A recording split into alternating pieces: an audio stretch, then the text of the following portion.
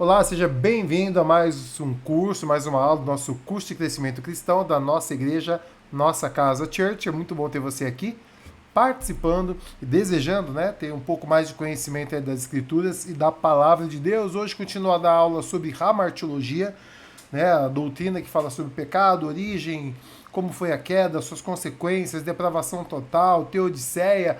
Uau, quanta coisa! Fica comigo que você vai entender e vai ser uma bênção na sua vida. Se você já assistiu a primeira aula, tá joia, hoje é a segunda aula. Não assisti, mas quer assistir hoje, começando por essa, não tem problema. Hoje nós vamos falar das implicações da queda. Na aula passada falamos sobre a visão das religiões sobre a queda do homem, aquilo que aconteceu em Gênesis, como as várias religiões interpretam. Hoje nós vamos falar sobre as consequências da queda, segundo as escrituras, na vida do homem, na vida do ser humano como um todo, tá bom? Não esqueça de se inscrever, não se esqueça de curtir, de comentar e compartilhar. Vou falar de novo, se inscrever, curtir, comentar e compartilhar com seus amigos. Se for uma bênção para você, então esteja nos abençoando aí, para a gente poder alcançar o máximo de pessoas possível. E bora lá, para a gente poder... cadê você? Tá aqui, em algum lugar. Será que eu vou ter que chamar o Davi? Deixa eu ver aqui. Não.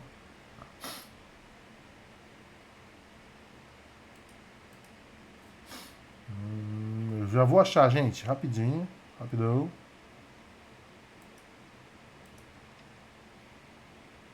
Aqui, achei. Bora lá, então. Nós vimos a introdução, aquele que não tem sentido a força do conceito do pecado no Antigo Testamento sabe pouco sobre o significado da graça no Novo Testamento. Então você vai ter uma boa introdução na outra aula, volta lá, assiste. Não precisa parar agora, tá bom? Pode continuar aqui com a gente. Mas quer entender esse slide que é fundamental para você entender a graça? Assiste a outra aula, ou pelo menos o comecinho dela. Você vai ver como é importante essa frase aí, para a gente poder entender as Escrituras, o plano salvífico e a obra do Senhor Jesus Cristo em nossas vidas, tá bom? Eu vou adiantar, tá? Então, nós vimos sobre a natureza do homem, nós vamos falar hoje sobre a queda.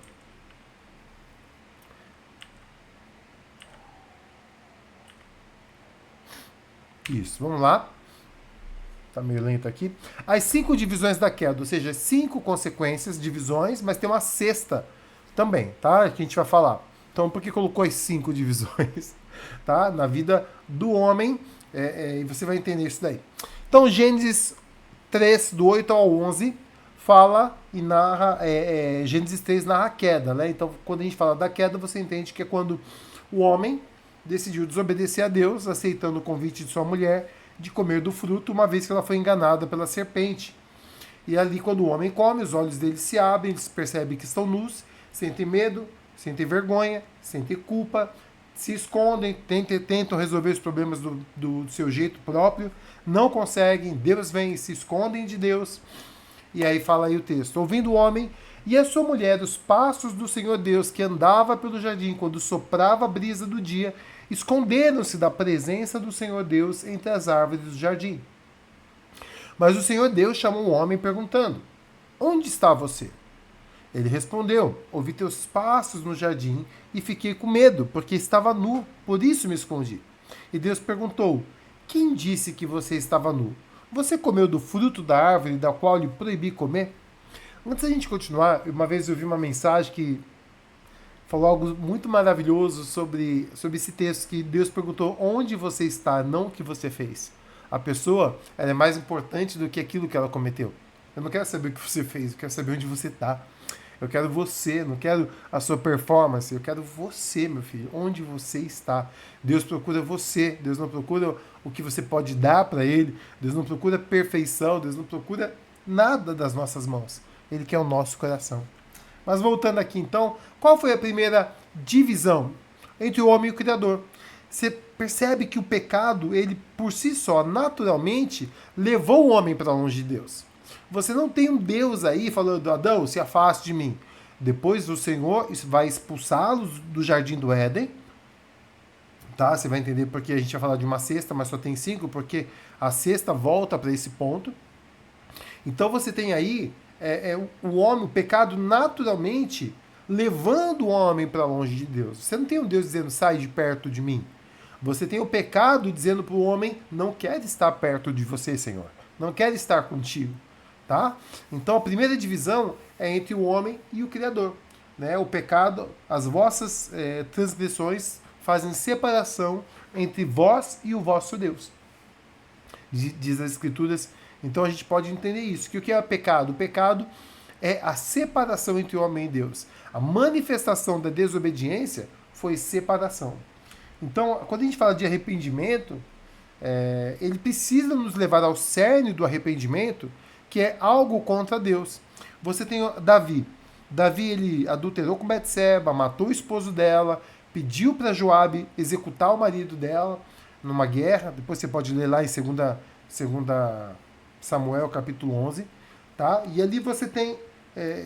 assumiu Betseba e ele se estagnou no pecado. Quando ele é confrontado e volta ao arrependimento, ele escreve no Salmo 51 que contra ti somente pequei e fiz o que tu reprovas. Ué, mas ele não pecou contra pessoas? Não, pecado é uma ação direta contra Deus. Ele errou contra pessoas, ele prejudicou pessoas. Mas pecado é uma ação espiritual que nos leva a uma consequência de separação. Por isso que quando nós estamos em Cristo não há mais separação. Por quê? Porque todo o nosso pecado, não ato, mas essência, ato, culpa é cancelado. Tá? E em Cristo, passado, presente e futuro. Então nada nos separa de Cristo Jesus. Não significa que não exista certo e errado, bem e mal. As implicações e os princípios continuam existindo na nossa vida. Segunda divisão que a queda trouxe foi a divisão psicossomática. Ou seja, o homem ele tinha uma consciência do todo. Né? Então agora o homem não tinha uma consciência do físico, onde a mente olhava para o físico e dizia, meu Deus, estou nu. Ele simplesmente era. Ele era alguém completo e não tinha essa divisão, né, de um auto-julgamento, né, dentro de si mesmo, uma culpa condenando, uma acusação interna, como a gente chama de consciência culpada. Tanto que uma das coisas que a Bíblia fala é que Cristo veio nos libertar do que de uma consciência culpada. Primeiro, a gente tem aí que a divisão psicossomática, o homem em si mesmo, né? O homem deixou de pensar em Deus para começar a pensar apenas em si mesmo. Uma das coisas que acontece quando Deus pergunta para Adão, ele culpa Eva e culpa Deus. Quando pergunta para Eva, ela culpa a serpente.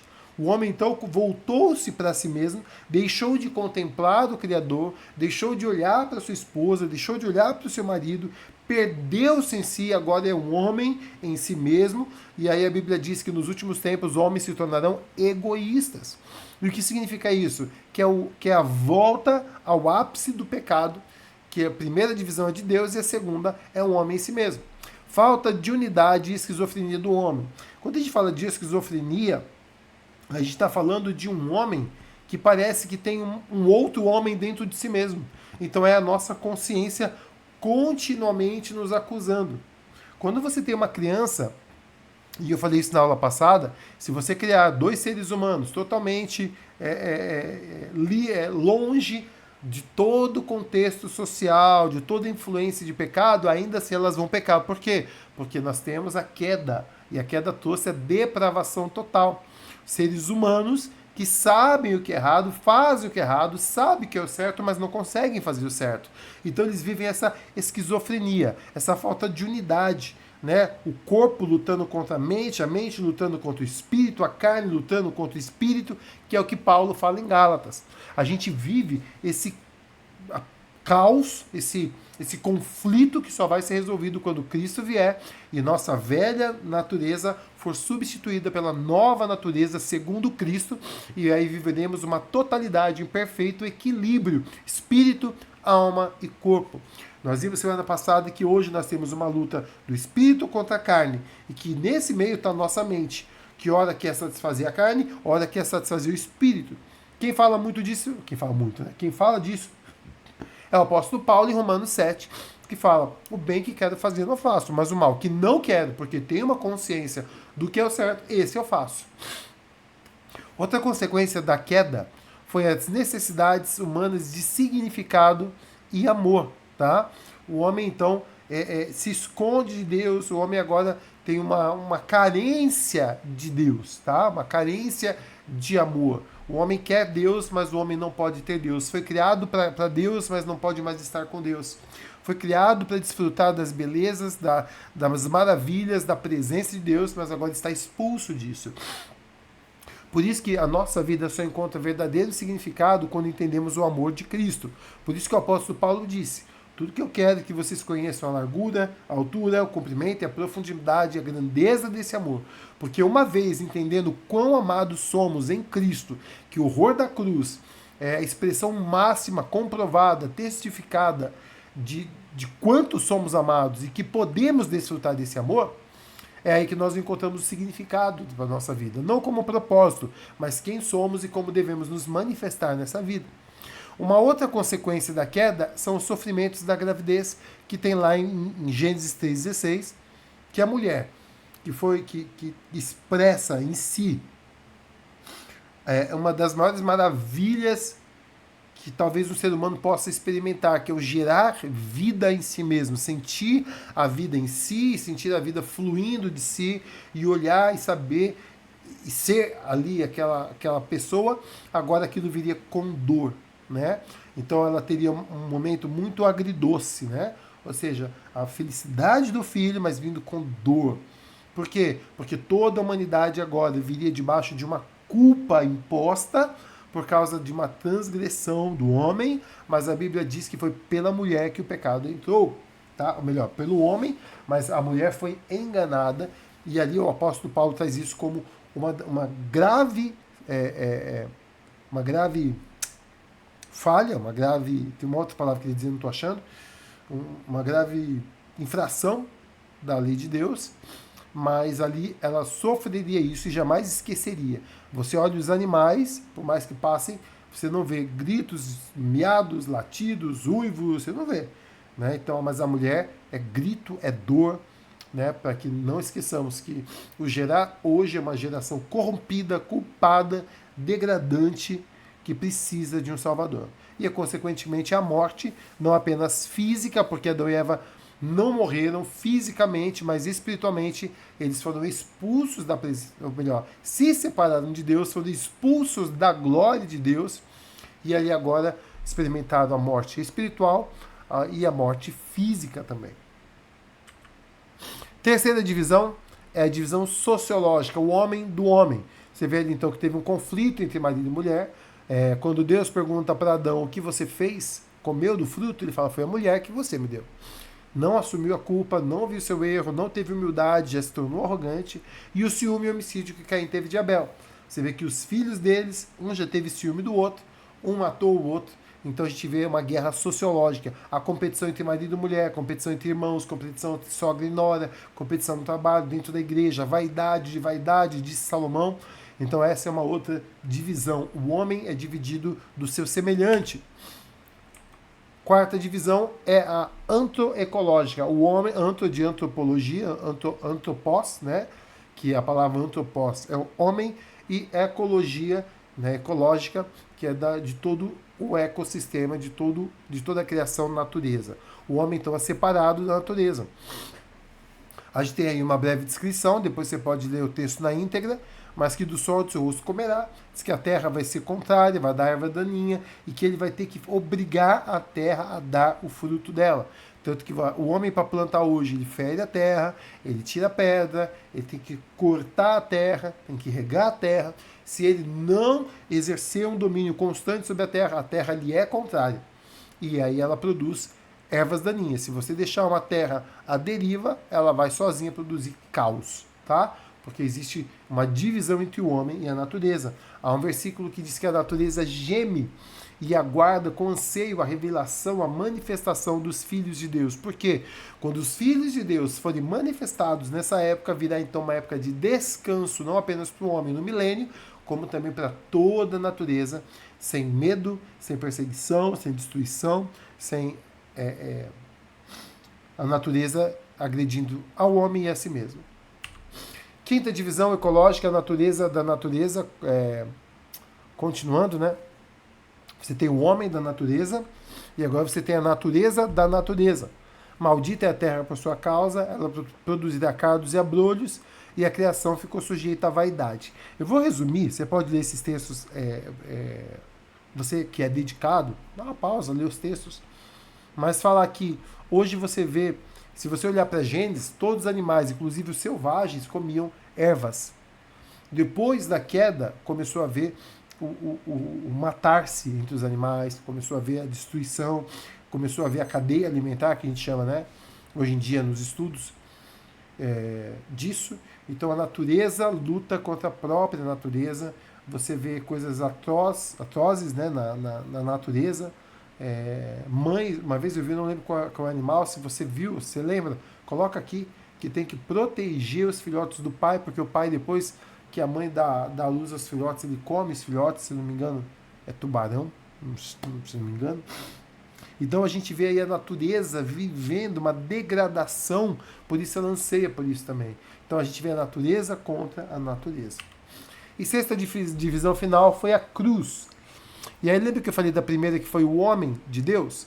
Como Jesus é o nosso novo Adão, ele voltou e sofreu todas essas maldições, claro que menos a da mulher, embora se a gente olhar para que hoje nós somos uma geração eleita, mas uma geração que foi gerada em Cristo, ele sim pode ser aquele que por meio da dor nos gerou novamente. E aí você tem o cancelamento disso, embora no físico ainda vivamos os efeitos. Como assim, pastor? Deixa eu dar uma pausa aqui.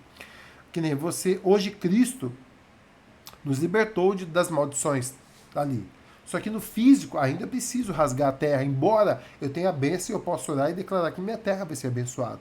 Então a gente precisa trazer o reino de Deus, a dimensão do reino, abençoar a nossa casa, abençoar o fruto das nossas mãos, o fruto do nosso ventre. Nós precisamos reinar hoje, não como o homem reinava antes através da força física só, mas hoje podemos reinar através da força espiritual.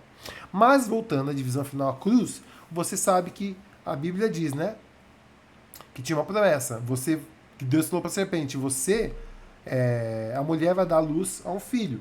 Você lhe ferirá o calcanhar e lhe ferirá a cabeça. Ou seja, o que o inimigo fez com Satanás é uma ferida no calcanhar. Doeu, foi muito sofrido, mas o que Cristo fez é eterno e definitivo sobre Satanás, esmagando a cabeça. Cabeça é sinônimo de poder, de autoridade. Cristo tirou toda a autoridade de Satanás e agora nós somos hoje livres em Cristo Jesus. Tá? A genealogia que a gente tem em Lucas, que procura mostrar que Cristo é filho de Adão, mostra que Cristo foi o último filho de Adão a sofrer dessas maldições e ele cancelou em si mesmo, começando uma nova linhagem, não mais adâmica, mas cristã, né, em Cristo Jesus, nós sejamos filhos de Adão. Quando Deus o Pai não pôde olhar para o Filho na cruz, houve uma divisão catastrófica que pagou o preço de todo o pecado e destruiu a base do juízo. Na divisão da cruz, a solução de cada divisão da queda é providenciada e garantida. Por isso que quando Cristo vier, todas as maldições da queda serão desfeitas em todas as dimensões, espiritual, mental, que é psicológica e emocional, almática, né? Repetindo, espiritual, que já somos renovados em Cristo, isso acontece quando a gente crê em Cristo, mas almática, que é a nossa alma, que é o nosso intelecto, emoções e vontades, e também vai ser desfeita no físico e também na natureza, uma volta ao Éden com a nossa plenitude. Tá bom? Agora, a reconciliação com Deus e a cura parcial nos leva a níveis psicológicos e sociais que podem ser realizados através da fé. E no futuro, foi o que eu falei para você. Hoje, pela fé, nós podemos viver. Hoje, pela fé, eu profetizo. Hoje, pela fé, eu luto, eu venço, eu imponho, eu trago o reino, eu governo. Mas virá um tempo onde eu não mais terei esse trabalho, porque será a realidade plena em todas as dimensões, inclusive na natureza e tudo mais. Amém? É isso aí. Deixa eu abrir aqui. É isso aí, nós chegamos ao final dessa nossa aula. Espero que tenha sido uma bênção para você. Tá bom? Um grande beijo e até a próxima. Nós vamos falar sobre depravação total, tá bom? Você sabe o que é isso, depravação total? Como o pecado nos atingiu em todas as nossas esferas, Vamos falar um pouco mais pormenorizado e vai ser uma benção. Que Deus abençoe a sua vida. Obrigado por ter participado. Não esquece de curtir, comentar, compartilhar e se inscrever. Deus abençoe.